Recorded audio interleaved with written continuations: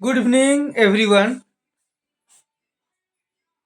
आज के वीडियो में जो है आयत का क्षेत्रफल दिया हुआ है और आयत का लंबाई और चौड़ाई निकालना है और यह प्रश्न बहुपद के गुणनखंड से लिया गया है। तो चलिए हम लोग पहले प्रश्न को समझते हैं, उसके बाद जो है सॉल्व करते हैं।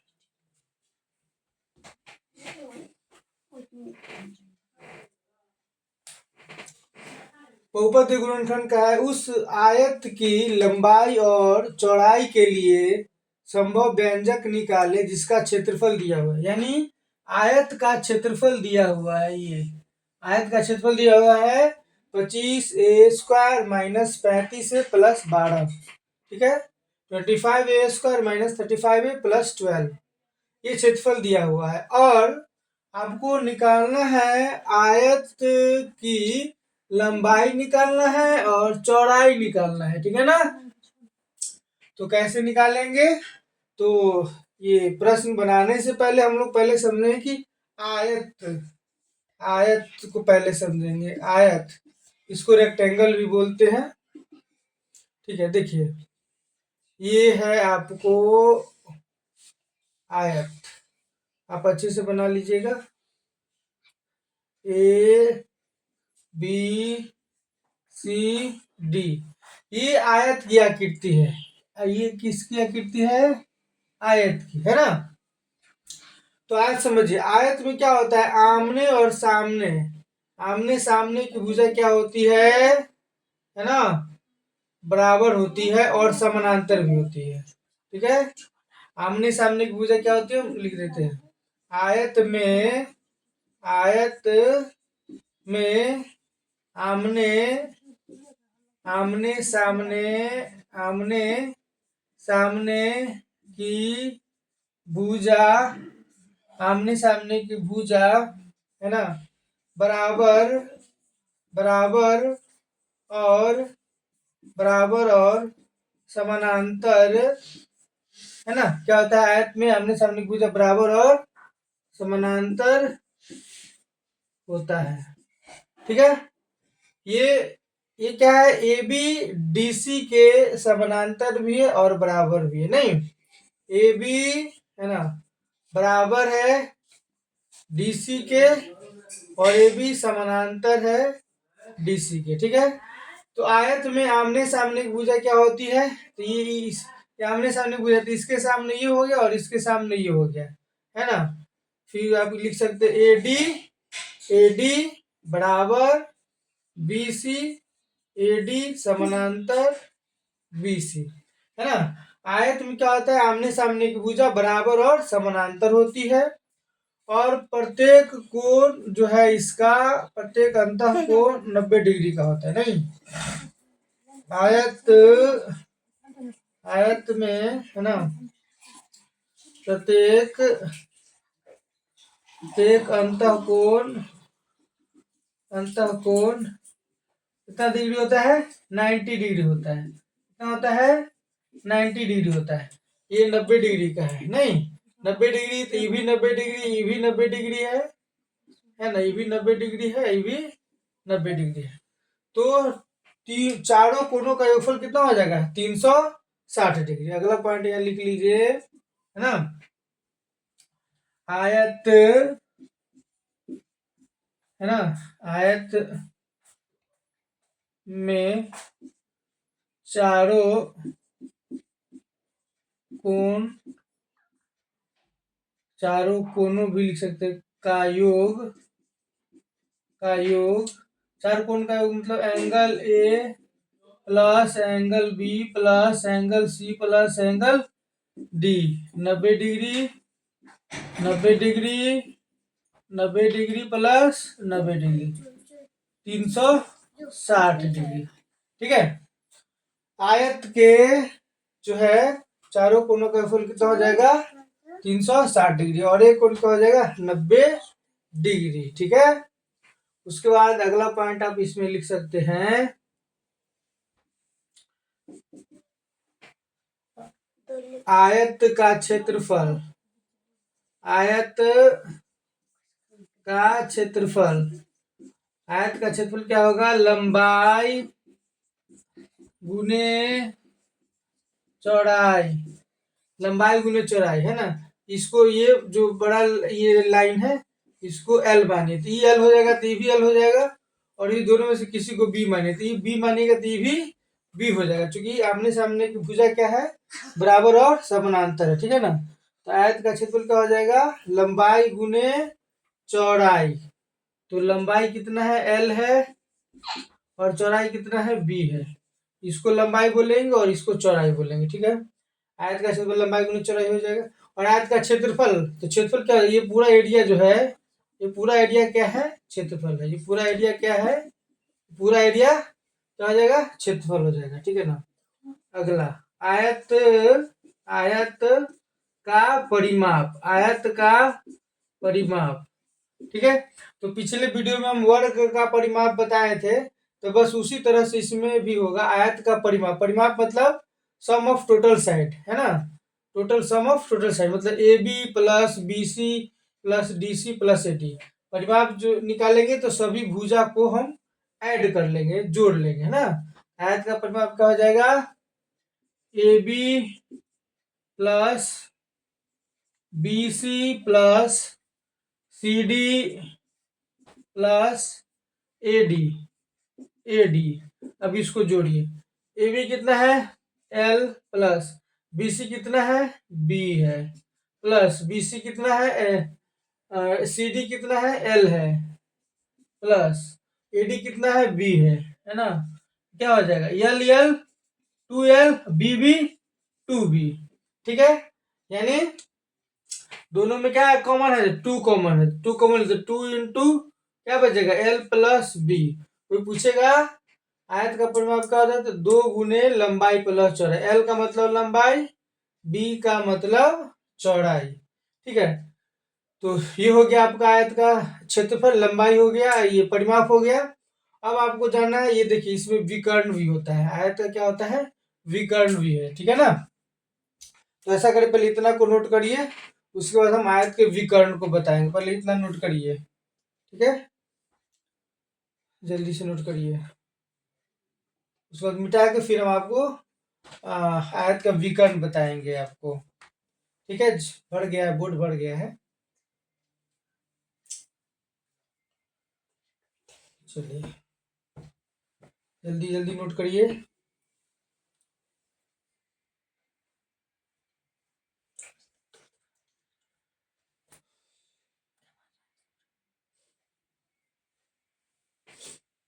चलिए अब मिटा रहे हैं।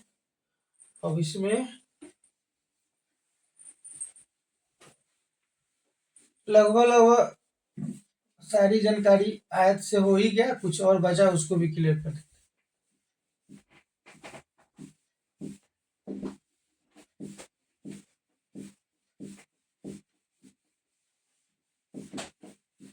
चलिए अब आपको इसमें ये आयत है आपका इस तरह से, ए बी सी डी। अब इसका आप जो है ये एल माने थे, ये बी, तो ये भी एल हो जाएगा और ये बी हो जाएगा, है ना। ये क्या है आपका आयत है, रेक्टेंगल इसको इंग्लिश में बोलते हैं। अब देखिए इसका डायगोनल समझना है, तो आप जानिए गए प्रत्येक एंगल 90 डिग्री का है। अब डायगोनल ये देखिए, ये इससे इसके शीर्ष से इस शीर्ष को मिला दिए, सीधी तरह से मिलाइएगा, एक डायगोनल ये हो गया, और इसके शीर्ष से इस शीर्ष को मिला दिए, एक डायगोनल ये हो गया, बीच में यहाँ पे कट रहा है। तो अब देखिए इसको निकालने का क्या तरीका है। अब ये जो निकलेगा ए सी, ए सी क्या हो जाएगा, इसका डायगोनल हो जाएगा, विकर्ण हो जाएगा। ए सी क्या हो जाएगा इसका, इसको विकर्ण बोलेंगे। तो ए सी विकर्ण का फॉर्मूला हो जाएगा आपको, है ना, रूट अंडर, ठीक है, विकर्ण का फॉर्मूला हो जाएगा, चाहे ये भी निकालेंगे तो वही आएगा, बी डी भी विकर्ण है, ए सी विकर्ण है। विकर्ण का फॉर्मूला क्या हो जाएगा आपको, root under L square plus B square. तो ये भी देखिए कैसे है, L square plus B square. ये ए सी क्या है, इसका विकर्ण है, ए सी क्या है, विकर्ण है। तो ये देखिए, इसको हम L square plus B square कैसे आया देखिए। इस फिगर को हम ऐसे करके ऐसे बना देते हैं, इसको समझा देते हैं। ठीक है, ए बी सी, ठीक है। यहाँ पे आपका कितना डिग्री है, 90 डिग्री है, 90 डिग्री है। और हम लोग पाइथागोरस पर में से पढ़े, पाइथागोरस पाइथागोरस पाइथागोरस पर में हम लोग पढ़े हैं क्लास 8 में। क्या पढ़े हैं पाइथागोरस पर में? कर्ण स्क्वायर बराबर लंब स्क्वायर प्लस आधार स्क्वायर, पढ़े है ना। लंब स्क्वायर प्लस आधार स्क्वायर, ये क्या है, सबसे लंबी भुजा क्या है, ये कर्ण है, ठीक है ना। इसको हम लोग एच मान लेते हैं, है ना। और ये है ना। तो इस दोनों में से किसी को पी और बी मान लीजिए, ये पी हो गया, ये बी हो गया। तो कर्ण स्क्वायर बराबर लंब स्क्वायर प्लस आधार स्क्वायर, तो लंब कितना है, किसी को भी इसमें से लंब, दोनों में से किसी, इसी को पी मान लीजिए, पी हो गया, ये बी हो गया, मान लेते हैं। या कुछ भी मान लीजिए, पी बी। तो लंब कितना हो जाएगा, मान के चलिए ये लंब है अगर, तो पी स्क्वायर प्लस आधार क्या है, आधार क्या है, ए बी है नहीं, तो बी स्क्वायर। तो कर्ण बराबर जब लिखेंगे, कर्ण बराबर जब ये कर्ण बराबर लिखेंगे तो क्या हो जाएगा, ये स्क्वायर इस पे चढ़ेगा तो रूट में आ जाएगा P square plus B square, है ना। P square plus B square, लंब स्क्वायर प्लस आधार स्क्वायर। तो उसी तरह से यहाँ पर जो है आपका एक बी स्क्वायर हो जाएगा और एक एल स्क्वायर हो जाएगा, ठीक है। इसलिए विकर्ण जब निकलेगा ये वाला, तो ये जो निकला पाइथागोरस के पर में से निकला है, तो L square plus B square हो जाएगा, ठीक है ना। ठीक है, तो आयत का विकर्ण अगर पूछेगा, आयत का विकर्ण, तो रूट अंडर बोलना है L square plus B square. यानी इसको ऐसे हिंदी में लिख लीजिए, एल है यहाँ पर लंबाई, तो लंबाई का स्क्वायर प्लस बी है चौड़ाई, तो चौड़ाई का स्क्वायर, रूट अंडर, विकर्ण बराबर क्या हो जाएगा, रूट अंडर लंबाई का स्क्वायर प्लस चौड़ाई का स्क्वायर। ये आपका आयत क्लियर हो गया है ना। अब आप हम प्रश्न को बना रहे हैं, इसको नोट पहले कर लीजिए, उसके बाद फिर जो है आयत की लंबाई और चौड़ाई निकालेंगे, जिसके लिए जिसका क्षेत्रफल दिया हुआ है, आयत का क्षेत्रफल दिया हुआ है, और जो है आपको आयत की लंबाई और चौड़ाई निकालना है। चलिए इसको नोट कर लीजिए पहले। और आयत को आप समानांतर चतुर्भुज भी बोल सकते हैं। चार भुजा तो है, ये चार भुजा से घिरा हुआ है। और जो है समानांतर चतुर्भुज क्या होता है, अ, भुजा क्या होता है, आमने सामने की क्या होती है, समानांतर होती है। तो इसमें भी देखिए, इसके समानांतर ये है, इसके समानांतर ये है, और बराबर भी है, ठीक है। तो ये आयत क्लियर हो गया। अब हम आपको क्षेत्र, आयत का क्षेत्रफल दिया हुआ है, उस क्षेत्रफल से लंबाई और चौड़ाई को निकालेंगे, ठीक है।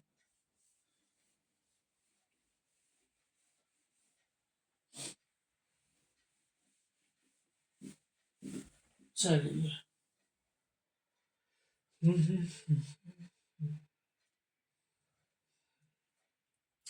देखिए, ये क्षेत्रफल दिया हुआ आयत का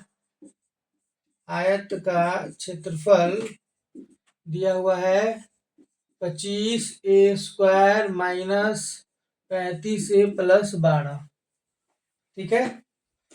और आयत का क्षेत्रफल क्या होता है, लंबाई गुने चौड़ाई होता है, लंबाई गुने चौड़ाई, लंबाई गुने चौड़ाई।